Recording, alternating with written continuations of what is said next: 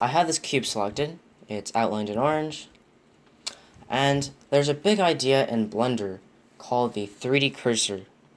Now what's that? In an operating system, my cursor is this arrow, right? Well, in Blender, it has its own cursor, and it's this thing, right here, that looks like a target. If I zoom in, you can see this target.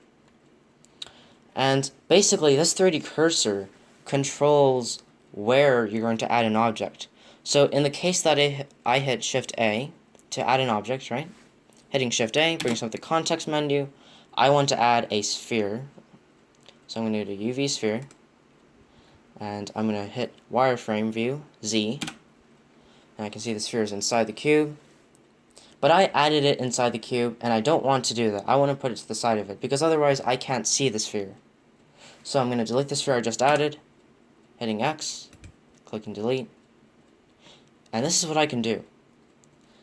I can right click by moving my cursor, my operating system cursor, somewhere else outside the cube. I'm just going to click here. And if I hit Shift A, and I go down to UV sphere, you can see my sphere is now in the position of the 3D cursor.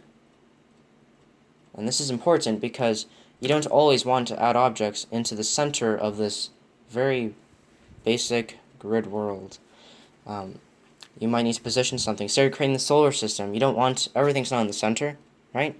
It's aligned around elliptical paths, and they each get bigger and bigger the further you go out. So that is the idea of the 3D cursor. It controls where you add objects